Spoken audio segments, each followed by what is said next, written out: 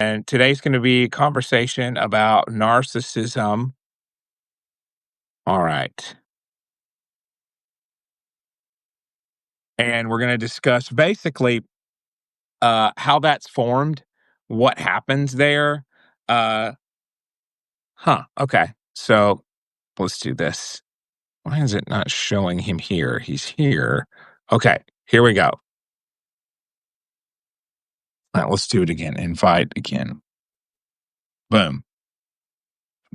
There we go. Perfect. I'm going to edit this out in post, as they say. Uh, so basically, Dr. Paul's been writing on human courtship for a long time, and here he is. So no more introduction necessary. If you follow my channel, you'll know who he is. So Hi there. here we go. Hello, welcome to Hello. absolutely the Foxcast. Oh, that's great. Thank Well, you. I understand you have a number of kind of call-in questions. Maybe there's a common theme to them. You had mentioned some interest in personality disorders and what are those and how those Yeah. play out in our lives. There's maybe an evolutionary psychology question or three Oh somewhere yeah. in there. So I remember Um, yeah, absolutely. I'd asked followers what they would like to hear more about, and one of the standout responses was how to spot personality disorders. That was one, which, oh, yeah. So we can riff on that. We can talk about how to spot NPD. I think that's probably a good one. We could talk sure, about, if we sure. want, the Evo Psych underpinnings, wherever you would want to start with that. I think that's a Sure. good Okay. direction. Yeah, that's a really great launching pad. Um, okay. Well, I'll say this. I've been around a while in my field, so way back in the day, they did not call them personality disorders. They called them character disorders. I don't know if you remember that, but it was a ways back. And due to PC reasons, I think, changed the name to personality disorders, which is actually, in my view, erroneous in terms, at least the cluster B personality disorders, as they're called today. So, what are they? There's cluster A, cluster B, and cluster C. In clinical practice, we almost always just cluster B personality disorders.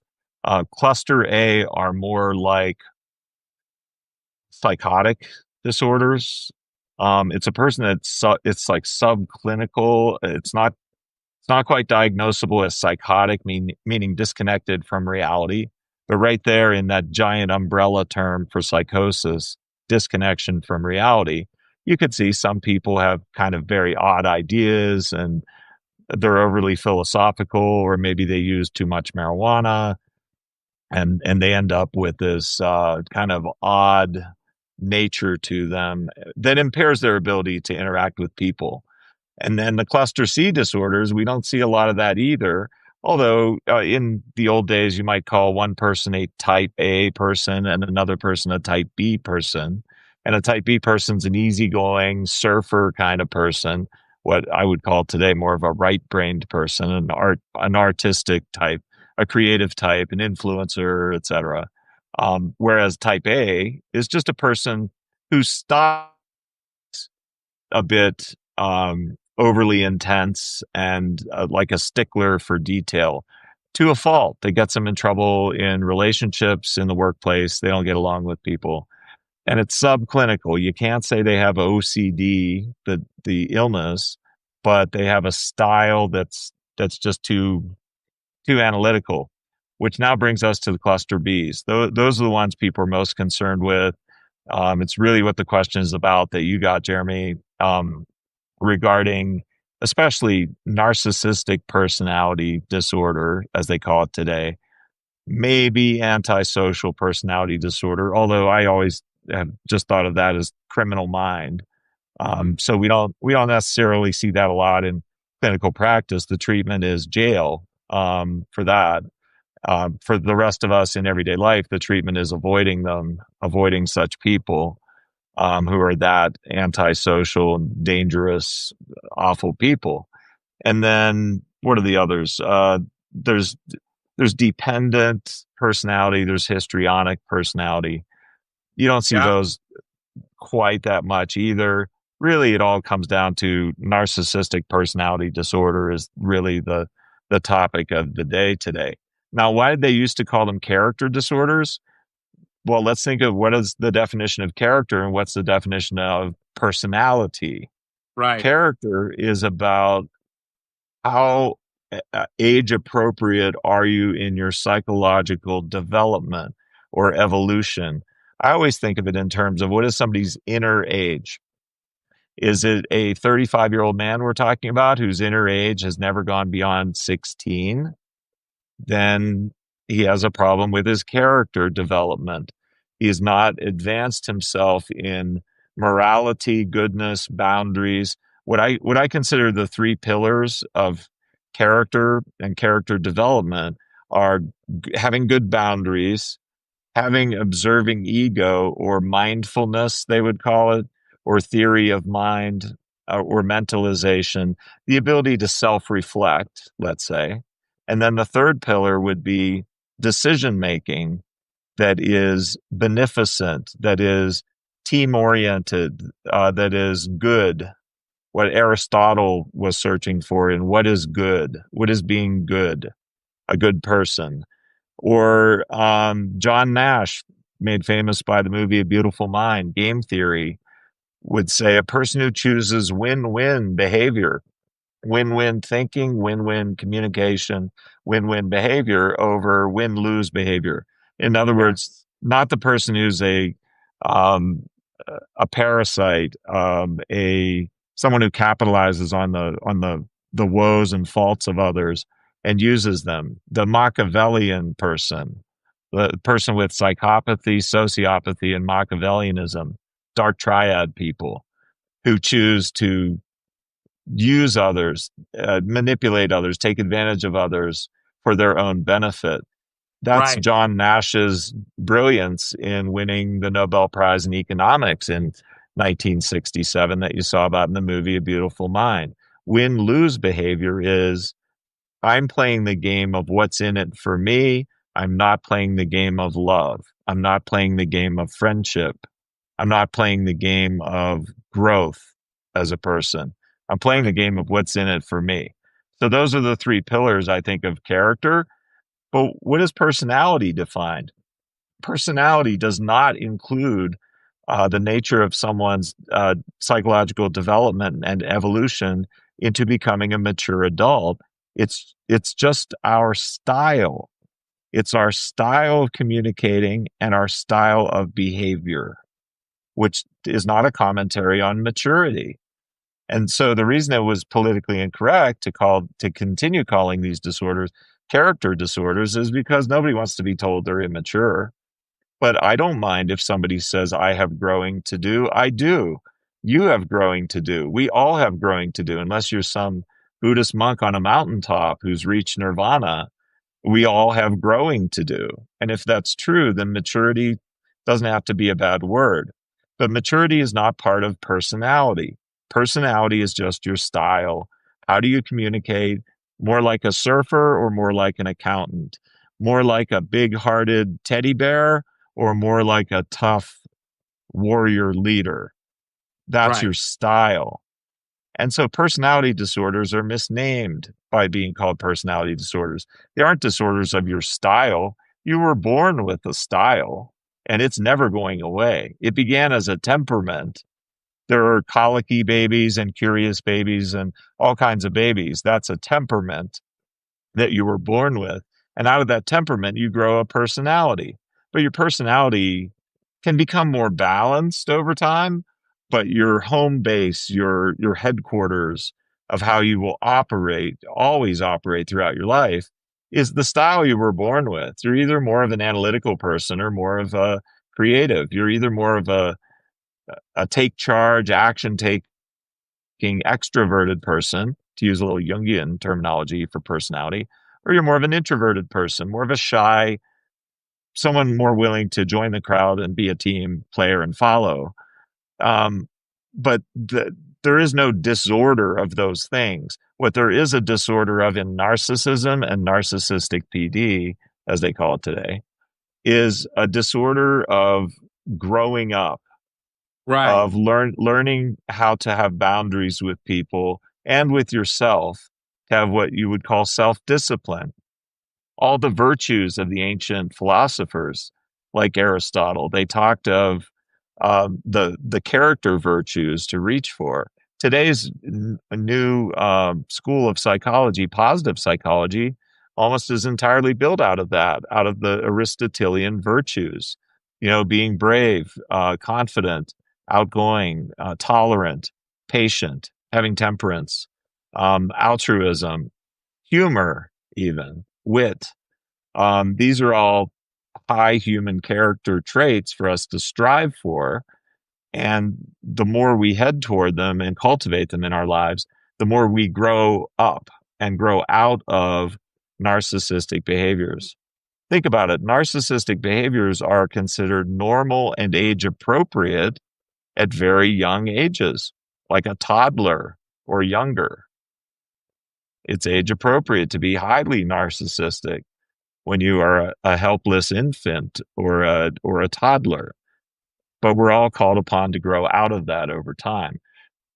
So I don't want to dominate all the talk, but I will say that how do you best recognize personality disorders in others? And I think they're talking mainly about borderline and narcissistic PD.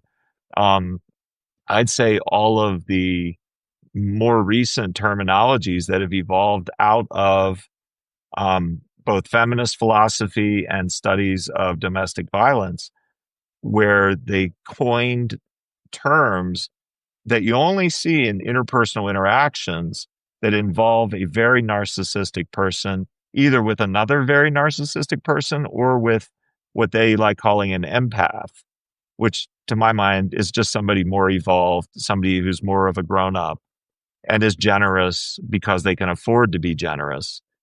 And the terminologies, I'm starting to see them as repeatable and reliable. So when they use terms like narcissistic fog, devaluation, blame shifting, gaslighting, triangulation, or scapegoating, Yeah.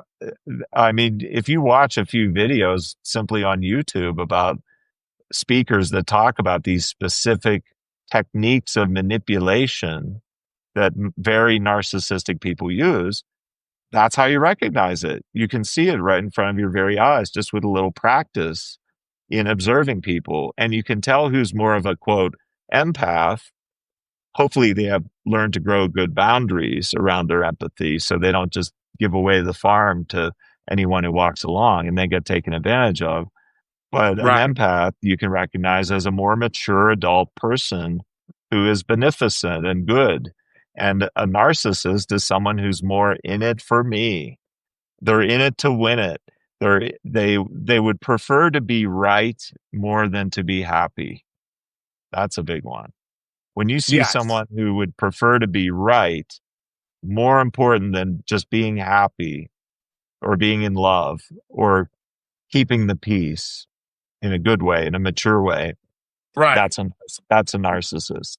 Well, it's a bit of a Pyrrhic victory, right? Like to use Yeah, a term inspired by Greek warfare. I mean, it's a victory at yeah, what cost? So when analytically, you would call that probably an enactment if you have to be right. And the very act of being right is your satisfaction. You're enacting this need to be superior over a sense of longitudinal satisfaction and happiness, contentedness. And I think it's interesting to consider like there's a larger picture here in the diagnostic realm of character being de emphasized as personality in more sterile terms became the norm. So the experiment in the 70s where a college professor and his students, actually, I think it was a college professor who was the ringleader, and he and several students, at least the students, went into a psychiatric ward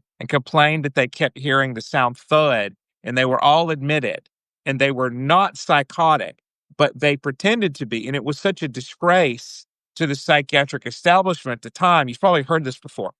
And I Yeah. believe that was part of the overhaul to make everything more diagnostically observable behavior, and then other issues that led to this aggregation of the observable and not commenting on character. So moral insanity was the progenitor of psychopathy, which then became antisocial personality disorder. Well, why does that matter at all? Because antisocial is a behavioral pattern. Psychopathy refers more to the state of the person.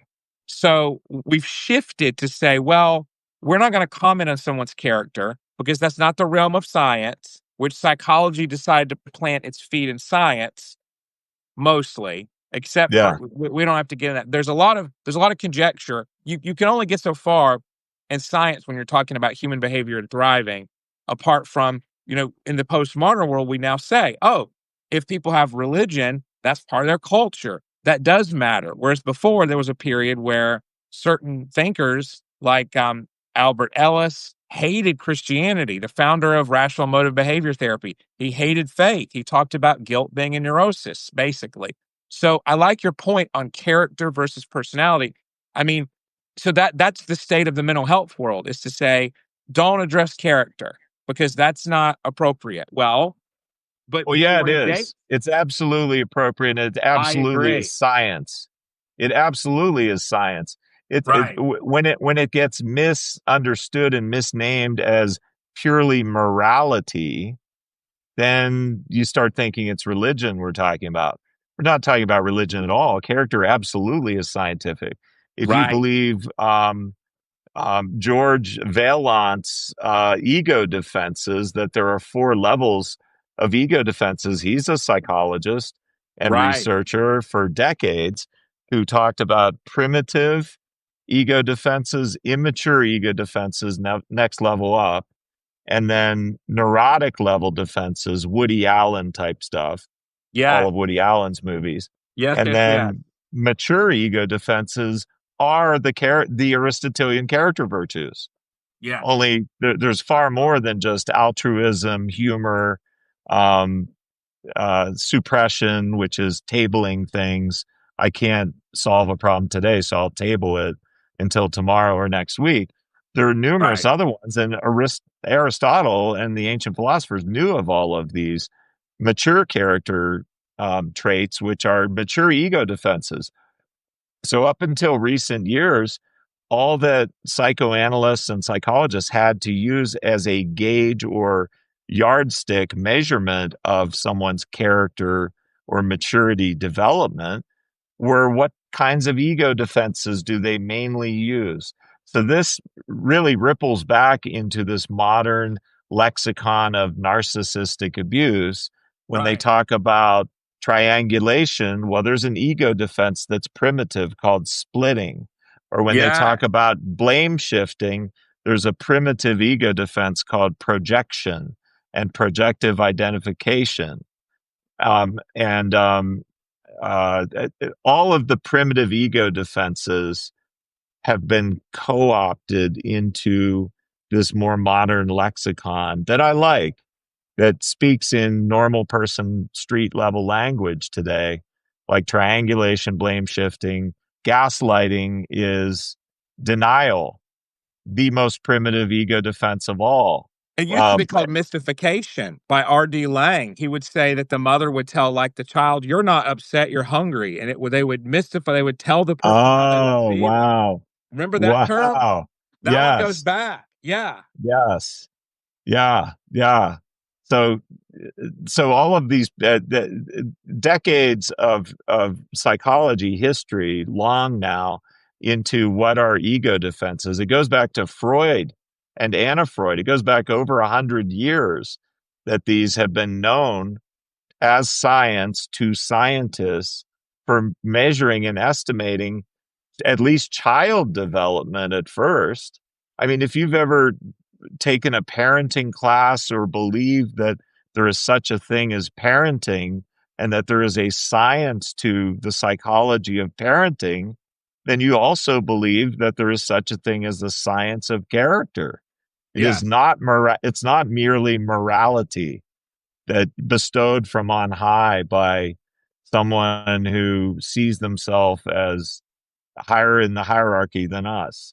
I mean, I think it gets into hierarchical thinking and people's disdain for hierarchies and the mythologic patriarchy and all this.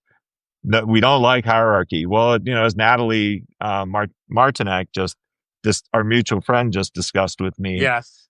and with us, she informed me that females not believe that they operate in hierarchies as well. That was kind of news to me. I had come to believe feminine instinct tends toward a flat hierarchy, and that we are all one, and let's operate as a hunter gatherer tribe together. But she starts to change my mind. So, in essence, if we don't believe in hierarchies, we're really just, off our rocker to begin with, to use an old term. No, I love it. Um, and we're not living in reality, in human reality and evolutionary psychology reality. If we don't believe there are hierarchies, they're inherent. They're not going away ever, ever, ever. And if we accept that there are hierarchies of people, then no matter where we are in our personal development, me and you included, there's always something to learn from someone who is not just more learned, more book learned than us, but more worldly wise, experienced, and beneficent at the same time Right. as a result of their worldly wisdom and their trials and travails they've been through and traumas they've harvested into life lessons for themselves and others. And we've Yeah. got something to learn from them. So This, say that you and I are we are equal in quote maturity level or character development. And you point out to me, Paul, I was offended by how late you were for getting to this onto this call. Um, People depend on me. I didn't appreciate you being late.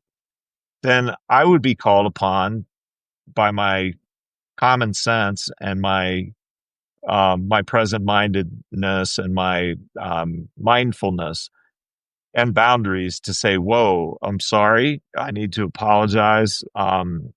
I have an excuse and a reason, but that doesn't matter here. Accept my apology. I'm going to work on myself, especially with you, to be on time next time." And maybe in the same conversation, I might say, "Jeremy, you remember the last time we talked and you blew over this one topic that was really important to me? I wish you hadn't done that. It hurt my feelings, man." That would be me bestowing on you, a kind of mutual, not moral education, but character improvement, because I would like to see you improve as a man, and I think right. you would like to see me improve. And it doesn't matter if we're males or females. I would like to see everyone improve, and I will take feedback from anyone on these kinds of matters, because it's the only way we grow. It's the only way we grow characters, by interpersonal interactions that are beneficent and educational and informative and Yes. have grace. There's We that give word. each other grace. And I don't Agreed. mean in a religious way. I mean grace in its literal definition, that we understand we're fallible humans. So, Yeah, and whenever you have to go, I get it, and we can edit that part out. Of me saying that, even if we need to. But my thought, you bring this up, and I think back to Rob Henderson and his recent article about basically youth worship and um the adults ceding ground, like allowing youth to kind of dictate things and not arguing that. It's almost like if you worship only youth and if you only worship this sense of preserving the infantile self, it's very much about protecting against new knowledge and against the knowledge that a developmental trauma could give you, to preserve like a naivete. And I think if you want to go really philosophical, you could go back to Jean-Jacques Rousseau, who talked about like the state of nature being perfect. Well, it's actually rather brutal. And he abandoned his kid. He left his kid in an orphanage, but he was this philosopher, right, that people respected for a time. But the idea that you need to preserve your innocence and not grow and go through the process of learning what's right and wrong. You could go religious and say it goes back to Garden of Eden when you ate the apple. When people learn morality, there is a loss of innocence, but there's a development there. And I think there's something to this idea that not being willing to grow is the feature, not the bug of some people's worldview now. That, well, no, that's compromising myself. I think that word comes in. I think we have a very, very anemic sense of character now, even in Christian circles. I think I've seen this idea because people get their ideas and worldview from their phone as much as the Bible if they're constantly online with their peers, right? Yeah. Character Yeah. growth is seen as being imposed on them. And it's like, well, we all impose it on ourselves to get along in a society. It won't last much longer once we decide that growth is basically something to be avoided and a loss of your youthfulness. Well, on that count, you made me think of like, the fall of the Roman Empire and like societies crumbling there. I don't know. I don't Yes. know why. I don't know why my mind went to that, but I think that's what we are doomed to if we don't like the idea of character or maturity or Yes. growth.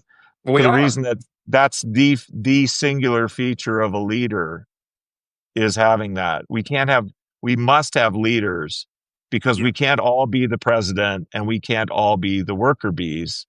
We Yes. have to divvy up everything and be in the right place in the hierarchy according to not just our competence and skill level, but our maturity level. Yes. So here's my example of how would I define leadership Mm. in this motif and in this lexicon.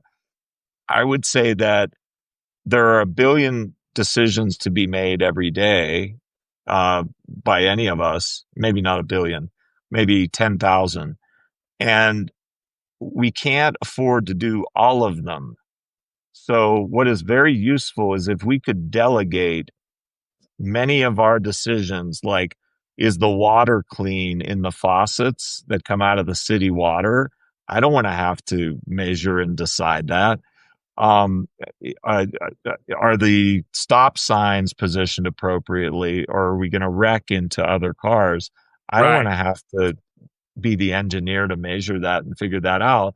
So I need to delegate almost all of the mundane routine things about the society I live in to someone else. So who am I going to Yes. delegate? Who do I delegate that to?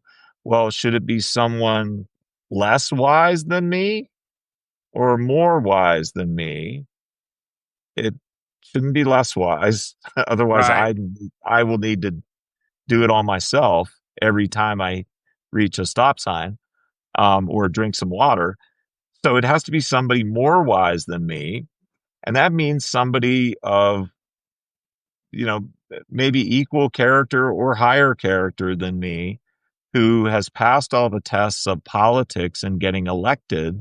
And I need to elect that person or vote for that person on the basis of their maturity level, not which party they're with or what their pet issues are or how good of a public speaker they are, but how good of a person are they in terms Mm. of their maturity level.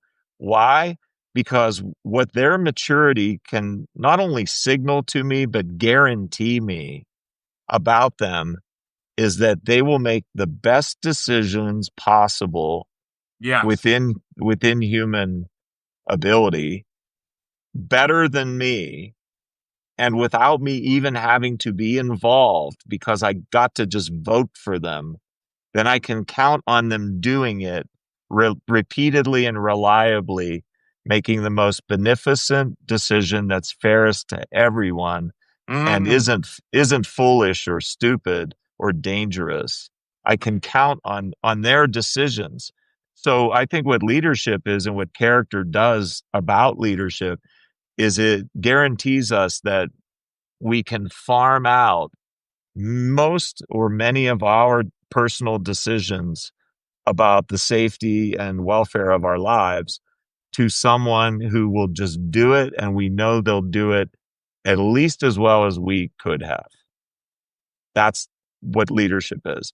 They get more decision making power than me, and they get some decision making power over my own life, but Yeah. I can trust in them. Not Yes. exactly like a parent, but in some ways like a parent. Like Right. how you can trust a good parent, your parent. They make decisions for you that are beneficent, that you don't have to. Yes. I love that. I mean, I think you can look at as you're talking, and you brought up the wonderful point of game theory, the wonderful schema. It's a model that if you frame everything as win lose. If you can't decide everything, and you can't be the one with the final say, you're losing something. Like, well, no, do you really want to be in charge of the water treatment lab with no awareness of it? All right. There's almost this paranoia, this sense of, if I'm not winning and getting exactly as I want, I'm losing. Rather than, well, I might not be making this decision, or I might not be the one doing everything, but I'm benefiting in some way. Well, there's also what you make me think of. It reveals the maturity level in that kind of thinking. There's a childlike magical thinking element to those who come from the perspective of, oh, well, the water will just work itself out. The water will just be clean because water should be clean. Yeah. And I don't want to know about how it is clean, but it just should be. People that say the word should too much. Yeah. It's magical thinking. Like it's, in fact, you know what it is? It's deadly thinking for the society and maybe for the individual. If you recall the film with, what was his name? Into the Wild. Oh, In, okay. do you remember Into the Wild? The boy that had a narcissistic father. Back to narcissism. He had a Okay. narcissistic father who was just abhorrent, with terrible person, and he rebelled against him by learning to be an outdoorsman and how to be a survivalist and how to go live in the wild, live in the woods and eat Yes. berries and leaves and grow your own plants and try to hunt for wild animals. And oh, Hirsch is the last name. Oh, is Hirsch. it Judd Hirsch or Emil? Oh, It's not Judd Hirsch. okay. It's his son, Emil. Emil Emil Hirsch. Hirsch That's what I would. was in the Yeah. movie Into the Wild, and the truly deadly lesson he learned was he was no match for nature, and nature was not his dad.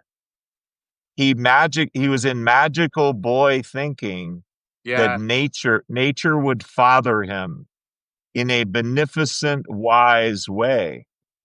Nature is not your father, though. Nature is random. Nature neither hates you nor loves you. It neither wants to kill you nor keep you alive. It just Right. is random. And he made that deadly mistake, that magical thinking mistake that if I just go out into the wild, I can really stick it to my dad and the wild will be my dad, is really what he was believing in and going for. And it's that same kind of magical thinking about the water treatment plant that it'll just work itself out. It'll just be clean water somehow. But Right. I don't want to pay taxes on it and I don't want to work for it. Yeah, I just expect clean water. Somebody Yeah. somewhere owes me clean water, just like somebody owes me nature owes me fathering. It'll just deliver it to me. Well, So that's anyway, I called. wanted to make that magical thinking point that that's childish thinking right Oh, I love there. that. I think that's and so that's a beautiful term for it. That's a traditional term that's very well respected in mentalization based therapy, which you just brought up a few minutes ago. It's also called psychic equivalence, right? Your what you think, and your interior mental model you project onto the world without making sure there's a congruence there. Yeah. So I think that, Or empathy. journalists call it living in a bubble. People love saying the term living in a bubble. It's you're living in your own little private reality. Yeah. Yeah. And that is another mark of personality disorder. Whether that's schizoid, schizotypal, and there's delusion there, or whether it's borderline personality disorder, which is called that because of that middle. The name persists, even though there's been conjecture of calling it emotion dysregulation disorder, which makes a lot more sense. But it's a borderline of neurosis and psychosis. It doesn't really quite fit into either.